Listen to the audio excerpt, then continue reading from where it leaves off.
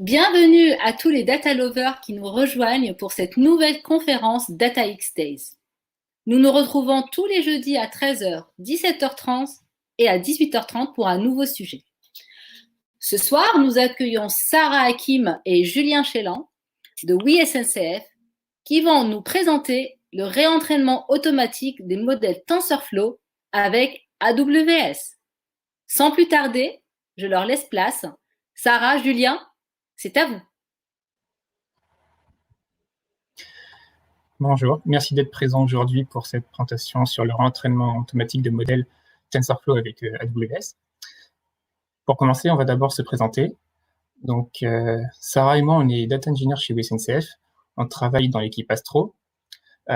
Pourquoi partager sur ce sujet ensemble aujourd'hui? Eh bien, en tant que data engineer, on a pour objectif finalement d'industrialiser et d'automatiser des processus pour permettre l'accès aux données. Et donc, on voulait partager avec vous notre retour d'expérience sur l'implémentation de ce réentraînement automatique. Donc, pendant cette session, on va aborder plusieurs choses. On va vous présenter le rôle du machine learning chez WeSNCF afin de contextualiser tout ce qui va suivre. Puis, on va se demander finalement quelle est la place de l'entraînement dans le cycle de vie d'un modèle.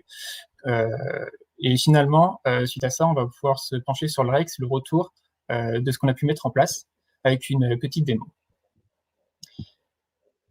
Donc, il existe plusieurs produits au sein de l'entreprise qui utilisent donc le machine learning ou le deep learning.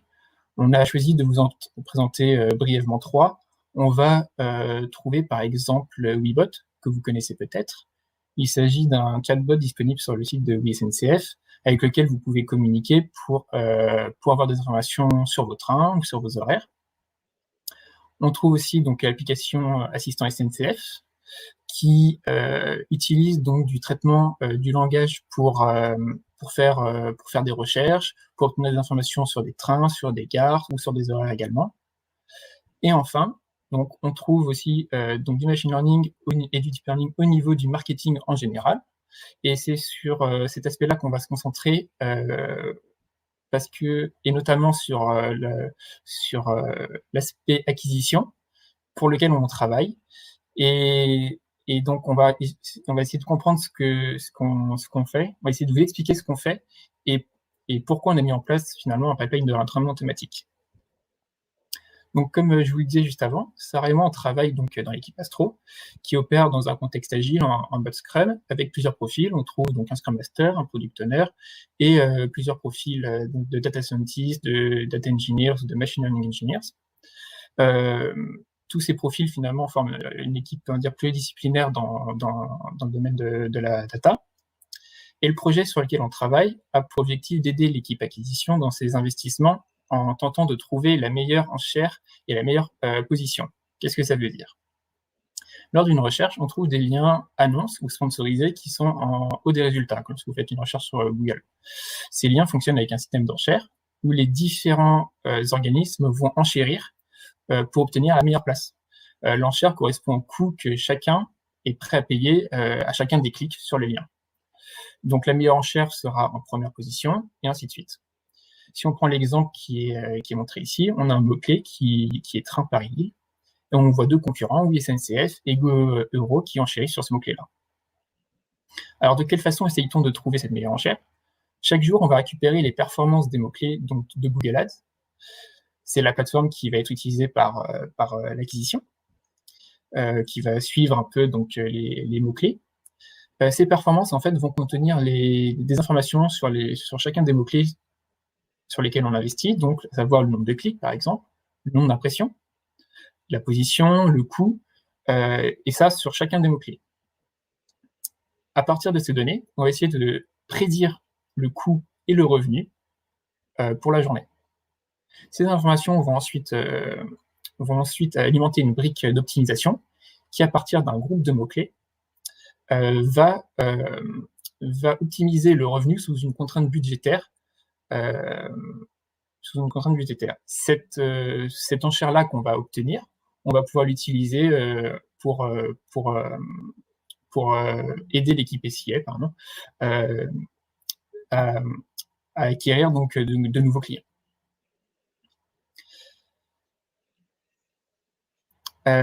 C'est sur ce pipeline du coup de entraînement de coûts qu'on va se pencher. Comme on utilise des modèles de réseau, des modèles donc, qui sont des réseaux de neurones récurrents, ça n'a pas toujours été ainsi. Autrefois, on utilisait donc une approche plutôt statistique avec des moyennes mobiles, mais à force d'itération, on s'est orienté vers du deep learning qui nous offrait finalement plus de performance et qui répondait mieux aux problèmes en traitant plus efficacement nos séries temporelles. Le choix de TensorFlow, en fait, il est dû à l'appétence de l'équipe pour la librairie, ainsi qu'aux nombreux contributeurs et aux nombreux exemples et documentations qui sont disponibles. Donc, je vais vous présenter le cycle de vie d'un produit de machine learning tel que nous, on le conçoit et vous expliquer pourquoi, pour nous, le réentraînement de modèles, c'est une étape essentielle du cycle de vie d'un produit de machine learning. Donc ça, c'était la vision qu'on en avait avant. Pour nous, pour construire un produit de machine learning, il fallait partir d'un business problem, passer par une phase d'exploration où on allait d'abord explorer la donnée, puis sélectionner le meilleur modèle pour répondre à notre problème. Et enfin, lorsqu'on avait sélectionné ce modèle, le tuner avec une recherche d'hyperparamètres pour trouver la meilleure combinaison de paramètres pour avoir le meilleur modèle possible pour répondre à notre problème. Une fois qu'on avait récupéré ce modèle, on choisissait de l'utiliser quotidiennement dans notre phase de prédiction. Donc, notre pipeline de prédiction se présente de la sorte. On a une partie de feature engineering qui va extraire les features des data et enfin une partie prédiction qui va nous donner une prédiction au quotidien. On avait également un pipeline de monitoring qui nous permettait de vérifier les performances de notre modèle au quotidien et donc de détecter des dégradations de modèle. Sauf qu'au bout de quelques mois, on s'est rendu compte qu'on avait des dégradations du modèle, puisqu'un modèle de machine learning n'est pas éternel. Il a été entraîné sur des données plus anciennes et peut-être qu'entre-temps, on a eu une modification du contexte. Par exemple, l'arrivée d'un nouveau concurrent sur le marché ou l'arrivée d'un nouveau produit sur le marché, comme Wigo par exemple. Et donc, notre modèle il était obsolète, il n'était plus performant. Et là, ce qu'on a voulu faire, c'est donc reprendre ce modèle et tel qu'il était et le réentraîner avec des données plus fraîches. Et là, on s'est heurté à un problème puisqu'on n'avait que nos notebooks d'exploration et notre code pas vraiment malléable. Et donc, c'était assez compliqué de retrouver un modèle performant à partir de ce qu'on avait construit. C'est pour ça qu'on a compris que ce qu'il fallait mettre en place, c'était une brique de réentraînement solide et automatique. Donc, la brique de réentraînement contient le même feature engineering que la brique de prédiction. Ensuite, on prend le modèle qu'on avait construit, on le réentraîne avec un dataset de données plus actuel. Et enfin, on va évaluer ce modèle. Si ce modèle est bon, on va alors pouvoir le déployer en production et le réutiliser donc dans notre run quotidien. Donc l'important, c'est d'avoir une brique de monitoring qui peut détecter une dégradation du modèle. Et si on se rend compte d'une dégradation du modèle, cette brique de monitoring doit être capable de déclencher une brique de réentraînement automatique et rapide pour arranger les performances du modèle de manière efficace. C'est sur cette brique de réentraînement qu'on va s'intéresser à cette brique de réentraînement tout au long de la présentation et on va vous expliquer comment on l'a mis en place. Donc au départ, on avait un pipeline d'entraînement qui ressemblait à ça. On avait des données qu'on traitait avec Spark et qu'on stockait sur HDFS. En parallèle, on avait un code d'entraînement qu'on déployait dans un environnement local. On récupérait ces données donc sur HDFS, on les récupérait dans notre environnement local et on lançait donc l'entraînement. Le modèle qu'on obtenait, on le plaçait sur HDFS et on pouvait l'utiliser dans nos runs par la suite. Il y a plusieurs problèmes. C'est que les interventions humaines, qui sont plutôt nombreuses, ça facilitait très peu finalement l'entraînement et ça limitait beaucoup la traçabilité et la visibilité de tous les entraînements qu'on lançait.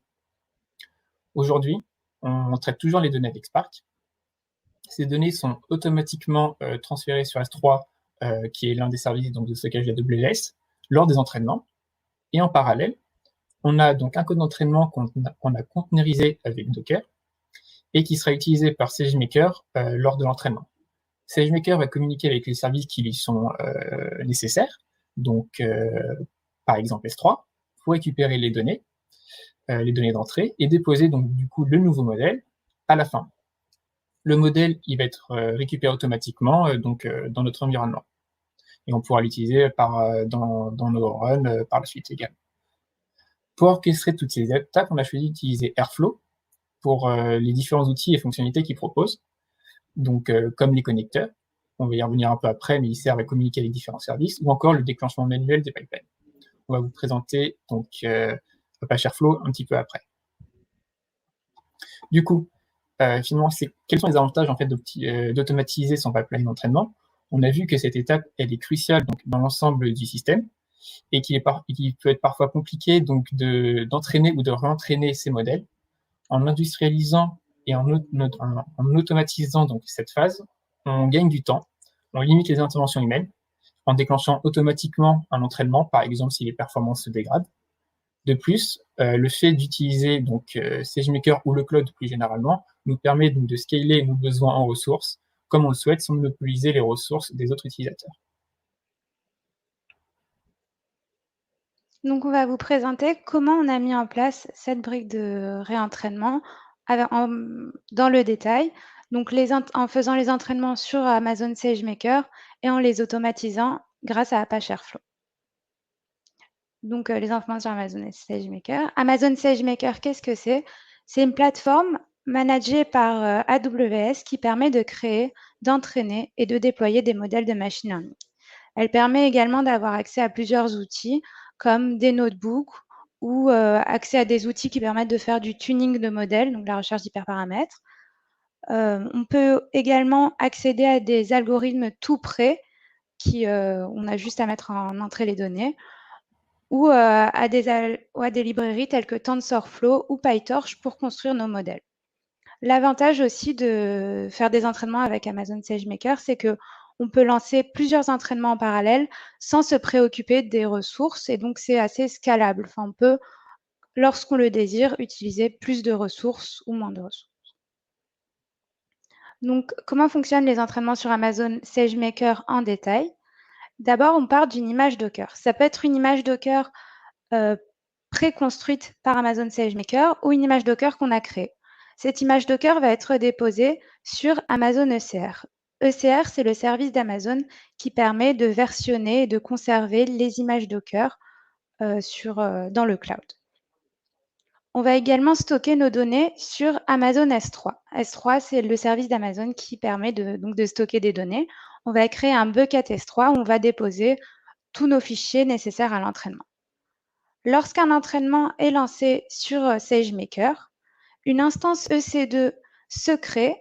Une instance EC2, c'est une machine virtuelle. Ici, on l'utilise donc pour lancer nos entraînements. Donc, lorsqu'on lance un entraînement sur SageMaker, l'image Docker va être déployée sur cette instance EC2. Donc, on va avoir un conteneur qui va se créer.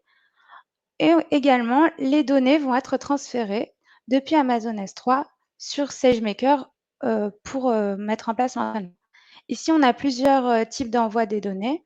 Soit on a le file mode. Le file mode, c'est-à-dire qu'on va copier tous nos fichiers de données directement sur l'instance EC2 dédiée à l'entraînement. On va créer un volume où on va stocker tous nos fichiers, donc au format CSV ou Parquet, et ils vont être lus directement sur l'instance EC2. L'autre méthode, c'est le pipe mode. Le pipe mode laisse les données sur Amazon S3 et va les copier petit à petit sous forme de flux tout au long de l'entraînement, lorsque l'entraînement a besoin de ces données-là, sur l'instance EC2. L'avantage, c'est que dans ce cas-là, les données n'ont pas besoin on n'a pas besoin de créer un gros volume sur l'instance, on va juste avoir besoin des données petit à petit. L'entraînement sera également plus rapide puisqu'il se fera mieux. Toutefois, pour pouvoir utiliser le pipe mode, il faut créer des fichiers dans un format spécifique qui est le format protobuf record.io. Donc, pour construire l'image Docker sur laquelle on va lancer nos entraînements, il y a plusieurs possibilités. Soit on va prendre une image Docker préconstruite avec des algorithmes existants qui est préconstruite par Amazon SageMaker, qui existe sur Amazon. soit on va construire nous-mêmes une image de bout en bout, donc en installant toutes nos librairies, et ce sera une image plutôt spécifique, qui sera préconstruite. Soit la troisième possibilité, celle qu'on a choisie nous, c'est de partir d'une image Docker existante dans Amazon SageMaker avec la librairie TensorFlow installée dessus, une librairie qui sera optimisée pour les entraînements.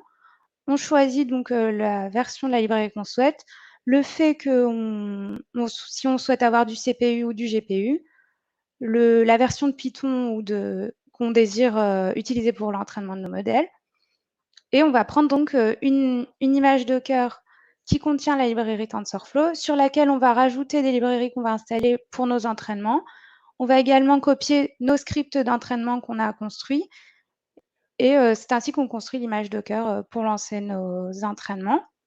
L'avantage d'avoir pris une image préconstruite par Amazon qui contenait la librairie TensorFlow, c'est que cette librairie TensorFlow qui est présente ici est adaptée aux instances EC2 et au réentraînement de modèles avec les instances EC2. Ça permet d'avoir un entraînement plus rapide. Amazon SageMaker nous permet aussi d'accéder à des outils de monitoring pour pouvoir suivre en temps réel plusieurs métriques liées à nos entraînements avec CloudWatch. Pour cela, il suffit d'ajouter dans le fichier de configuration de l'entraînement les métriques qu'on souhaite suivre. Ensuite, à partir d'une regex, l'outil CloudWatch va parser les logs générés par nos entraînements et récupérer les métriques qu'il souhaite. Ici, par exemple, on a la train error qui est écrite sous ce format-là, sous cette regex-là, dans les logs d'entraînement.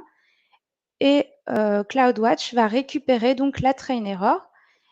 Et ensuite, on peut construire un dashboard où on va plotter nos métriques pour voir si nos entraînements se passent bien, donc en temps réel, tout au long de l'entraînement.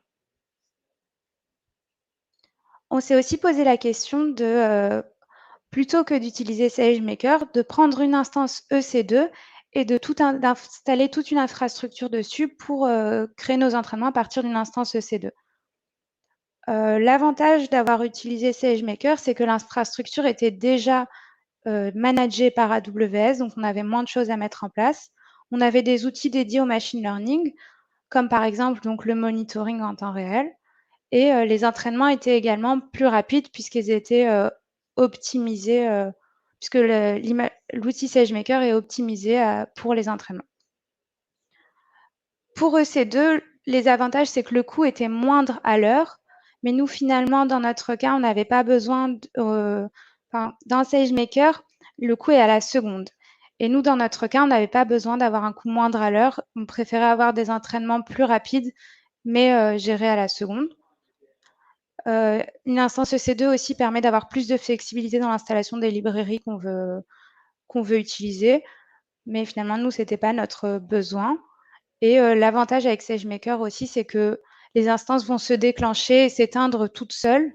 Enfin, il y avait moins de choses à mettre en place pour allumer et éteindre nos instances.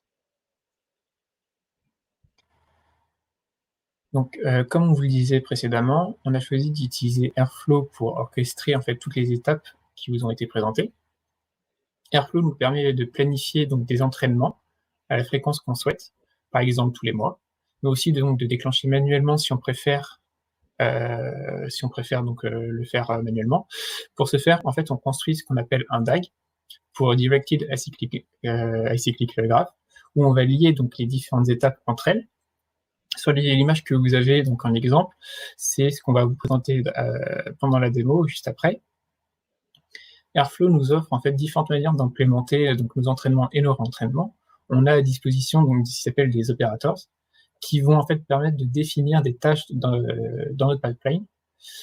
Parmi ces opérateurs, en fait, on va trouver donc des SageMaker operators pour effectuer différentes actions, par exemple lancer un job d'entraînement ou lancer une étape de tuning ou de transformation.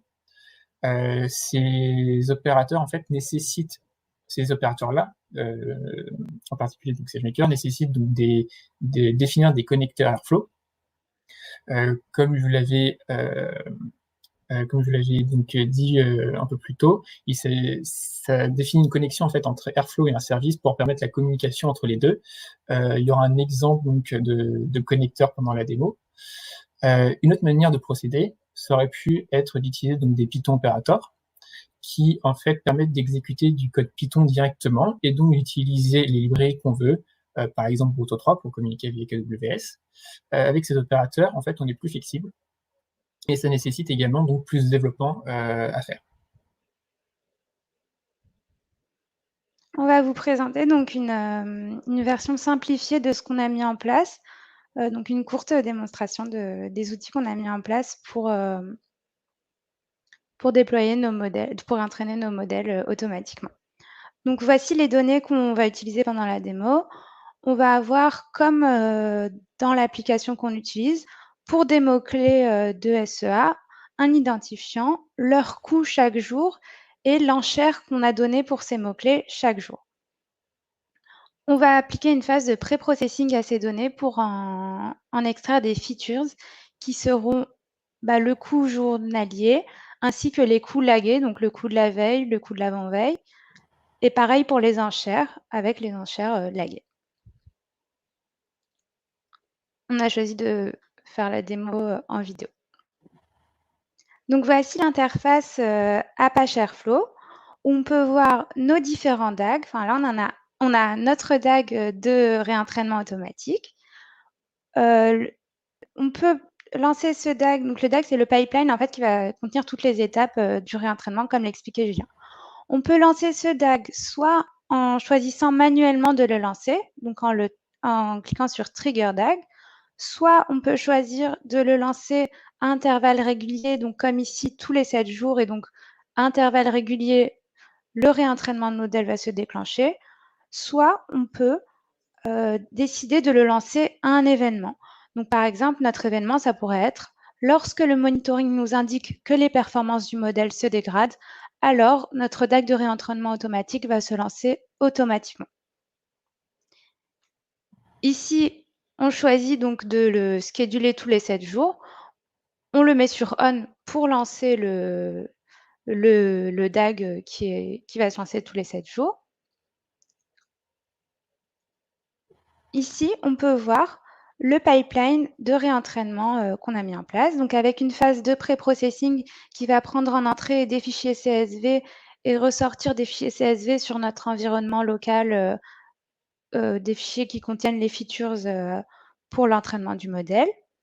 Ensuite, on a des différentes tâches ici qui vous permettent d'envoyer les données sur S3 ainsi que les différents fichiers de config sur S3. On a notamment le fichier de config du grid search qui va contenir en fait plusieurs modèles et plusieurs hyperparamètres à tester lors de l'entraînement du modèle. Donc ces différents fichiers ces différentes tâches se font en parallèle. Puisqu'elles sont indépendantes les unes des autres, on a choisi de les lancer en parallèle pour gagner du temps. Ensuite, on a une tâche de réentraînement du modèle, donc qui va lancer un entraînement sur Amazon SageMaker du modèle. Une fois que ce modèle va être entraîné, il sera envoyé par Amazon SageMaker sur S3. Depuis S3, la tâche Fetch Model va le récupérer. Donc sur notre environnement, on va récupérer le modèle et ce modèle sera évalué par la suite. On pourrait ajouter une tâche de déploiement automatique du modèle si l'évaluation est concluante, mais on a choisi de garder cette étape manuelle pour avoir plus de contrôle sur les modèles qu'on déploie en production. Donc voilà, quand elle passe au vert, ça veut dire que les tâches se sont terminées. Ici, on peut voir que le pré-processing a déposé un fichier CSV de données pré-processées. On peut aller voir également sur S3 et on va voir que les fichiers de config ainsi que les données ont été déposés. Donc on actualise. Ici, on voit les différents fichiers s'afficher sur S3. Une fois que ces tâches sont terminées, c'est l'entraînement du modèle qui va se lancer. À cette étape-là, pour l'entraînement du modèle, on a choisi d'utiliser des SageMaker opérateurs. Donc comme l'expliquait Julien, en fait, on a deux types de possibilités sur Airflow lors de la construction du DAG pour communiquer avec Amazon. Soit on va utiliser des Python opérateurs. Donc, ce qu'on a fait pour les tâches d'envoi des données sur S3, c'est qu'on a utilisé des Python opérateurs. On a utilisé la librairie Boto3 qui va aller trouver nos fichiers de config et se connecter avec Amazon SageMaker. Et c'est la librairie Boto3 avec les Python opérateurs qui envoie les données et les fichiers de config sur S3. Pour l'entraînement du modèle, on a plutôt choisi d'utiliser des SageMaker opérateurs parce qu'ils nous permettaient d'avoir une meilleure communication entre Airflow et enfin, ils étaient mieux adaptés à la communication entre Airflow et SageMaker et qu'il y avait des choses préimplémentées, comme par exemple, on va le voir plus tard. Au préalable, avant de pouvoir mettre en place l'entraînement du modèle, on a envoyé une image Docker sur Amazon ECR qui contenait notre code d'entraînement. Donc, si on va sur Amazon ECR, donc Amazon ECR, pour rappel, c'est l'endroit où sont conservées toutes les images Docker d'Amazon. Si on va sur Amazon ECR, on peut voir ici nos différentes images. Ici, on a l'identifiant de l'image. On a choisi de ne pas taguer les images, mais on aurait pu ajouter des tags pour peut-être tester plusieurs versions d'une même image. Nous, on va prendre l'image latest. Donc là, on va aller voir, en fait, pour pouvoir mettre en place donc un entraînement en utilisant un SageMaker Operator, il faut au préalable créer un connecteur à l'intérieur d'Airflow, un connecteur qui va communiquer entre Airflow et SageMaker et qui va permettre de donner les autorisations à Airflow d'envoyer un entraînement sur SageMaker. Donc là, si on va dans ici, on va voir le connecteur qu'on a créé au préalable. C'est un connecteur qu'on a appelé Airflow SageMaker. Donc, c'est un connecteur de type Amazon Web Services. On lui a donné plusieurs paramètres, plusieurs informations comme la région name, le profil, l'emplacement des fichiers de configuration sur l'environnement où se trouve Airflow et donc plusieurs informations comme le rôle et tous les droits nécessaires pour lancer un entraînement sur SageMaker.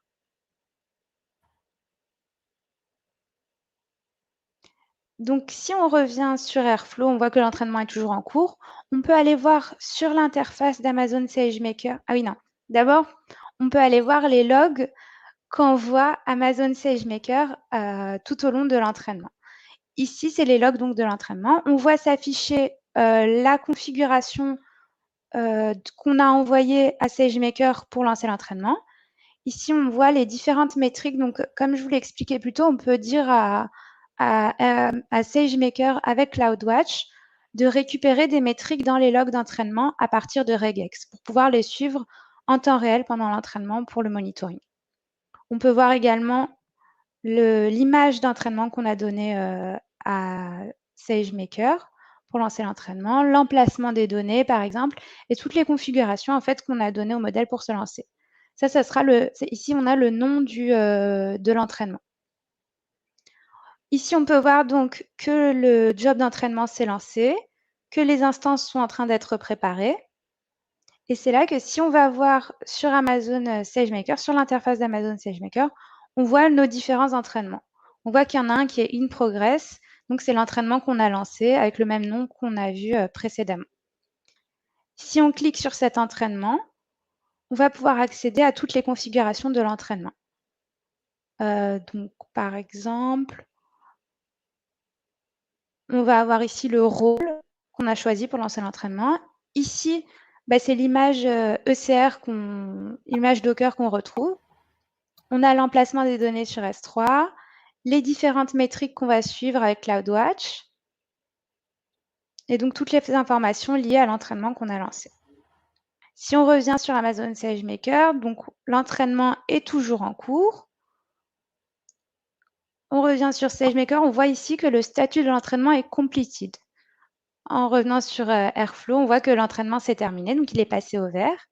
Donc là, ce qui s'est passé, c'est qu'un modèle a été déposé sur S3, donc le modèle entraîné.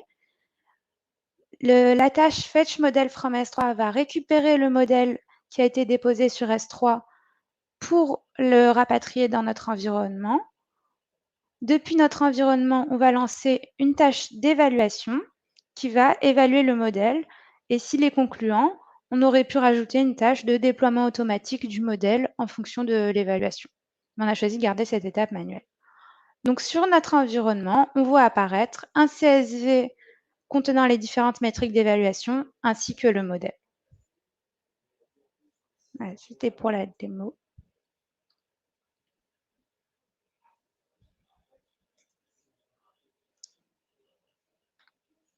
Donc pour conclure, lancer des entraînements automatiques avec Airflow et SageMaker nous a permis de gagner énormément de temps, aussi bien sur la phase de réentraînement automatique, mais aussi sur la phase d'exploration, puisqu'on a pu lancer énormément d'entraînements en parallèle sans se soucier des ressources. Donc utiliser ponctuellement plus de ressources pour des tâches d'entraînement ou d'exploration.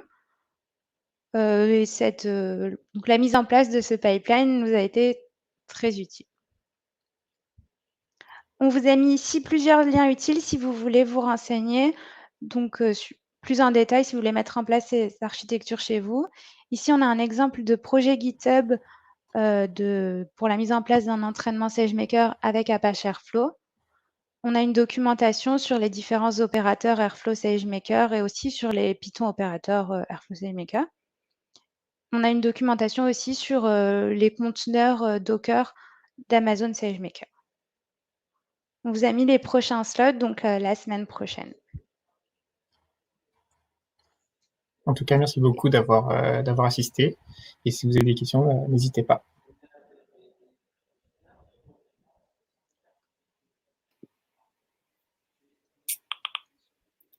Merci Sarah, merci Julien, je ne sais pas si vous m'entendez, merci infiniment pour cette présentation limpide, merci aussi pour la démo. Alors oui, on a pas mal de questions, je vais essayer de toutes vous les poser une par une. Donc la toute première, avez-vous rencontré des soucis pour la publication et l'utilisation du modèle avec SageMaker? À vous. Sarah, tu veux répondre Je sais, j'ai pas d'idée de soucis en particulier. Plus on avait des soucis sur les droits, etc. Quel rôle il fallait créer, à quel moment. Tu veux peut-être répondre, tu auras plus de. Alors, si c'est des soucis au niveau du modèle, au niveau de l'entreprise, de divulgation, des choses comme ça, on a fait un modèle simplifié. Après, si c'est au niveau technique, on n'a pas eu de problème en particulier. Il y a des petites choses auxquelles il faut faire attention, notamment la création des rôles qui donnent les accès donc pour lancer les jobs d'entraînement. Après, il y a tout ce qui est donc l'orchestration et donc relier les tâches entre elles qui permettent donc de bien enchaîner donc le pipeline, qui nécessite aussi de faire attention parce que donc il y a des fichiers donc avec les identifiants pour se connecter sur AWS où il faut faire attention parce qu'il y a des petites subtilités parfois. Après, pour le modèle en tant que tel, on n'a pas eu de problème. SageMaker, lui, il va créer son modèle, il va le mettre sur S3, après on peut le récupérer très simplement donc via des Python opérateurs ou des connecteurs. Merci beaucoup pour cette réponse. J'espère qu'elle satisfait les personnes qui ont posé cette question. Deuxième question, où est-ce que vous avez installé votre Airflow? Donc ici, dans le cas de la présentation, on l'a installé sur un conteneur Docker qu'on faisait tourner en local sur nos ordinateurs.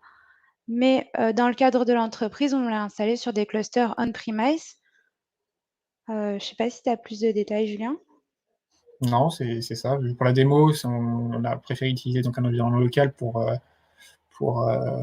faire la démo, tout simplement. Après, oui, pour ce qu'on utilise donc dans l'entreprise, c'est des clusters on-premise, pas vraiment plus. Parfait, merci encore. Encore une autre question. Donc, comment gérez-vous le versionning du modèle et les data via Airflow? Alors, pour le modèle, nous, sur donc niveau de l'entreprise, on passe par donc HDFS pour tout ce qui est le stockage de nos données, donc de nos modèles. Pour versionner, on a en fait donc un système où on va déposer le modèle dans un répertoire avec donc le nom du modèle, si on lui a donné un nom, et fixé par donc un timestamp pour savoir à quel moment il a été créé. Et on a donc pour le modèle qui est donc en prod et qui tourne, on a donc le préfixe qui est pas un timestamp mais qui est juste current, suffixe qui va du coup qui lui va être utilisé en prod. Pour les données, on utilise normalement des fichiers Parquet qui sont partitionnés par jour et qu'on récupère à chaque fois. Pareil pour le processing, tout est partitionné par jour et voilà. Si jamais on doit refaire pour certaines données, si on doit refaire tourner, on partitionne également par par timestamp pour savoir à quel moment ça a tourné dans la journée, si on doit faire plusieurs runs. Mais ce qu'on aurait aimé faire pour le modèle, donc pour plus tard, ce qui serait une bonne pratique, ça serait peut-être d'utiliser MLflow pour le versionning des modèles. On aimerait bien avoir le temps de mettre ça en place. Exactement. Merci encore. Donc, dernière question. Lorsque vous réentraînez automatiquement à une fréquence donnée, déployez-vous automatiquement en prod à l'issue de l'entraînement? Et si la réponse est oui, n'y a-t-il pas de risque de dégrader le service en production? Alors non, on déploie pas automatiquement en prod. Donc ce qu'on fait déjà, c'est qu'on va checker manuellement le modèle et ensuite on va déployer en pré-prod. On va attendre une journée pour vérifier que tout ce qui a tourné en pré-prod s'est bien déroulé et ensuite on déploiera le modèle en prod si le test est concluant. Écoutez, vos réponses semblent satisfaire. On a des merci, des top merci sur le chat. Donc, je vous remercie encore une fois, Sarah, Julien, d'avoir participé, d'avoir pris part à ces Data X Days. Merci vraiment. Merci également à tous les participants qui nous ont suivis et qui ont posé ces questions, donc qui ont suivi avec intérêt votre présentation. N'hésitez pas à nous laisser votre opinion via le lien vers le questionnaire de satisfaction. On a des tops, des merci, des trop bien. Donc, merci encore, Sarah et Julien. À tous les participants, à tous les data lovers, la semaine prochaine, mardi 30 juin, c'est la toute dernière journée des Data X Days. Donc, on vous donne rendez-vous pour les toutes dernières conférences à 13h, 17h30 et 18h30. Et donc, à 13h, le sujet, c'est quelle plateforme de prédiction serverless sur Google Cloud Platform. Et avec TensorFlow, vous avez déjà les liens sur le chat. Merci encore une fois. J'espère que vous avez pris du plaisir, autant de plaisir que nous, de vous suivre aujourd'hui. Et je vous dis peut-être à l'année prochaine, à très bientôt. Rendez-vous semaine prochaine pour le dernier jour. Hein. Vous nous suivrez? Bien sûr. Avec plaisir. Merci beaucoup en tout cas. Merci.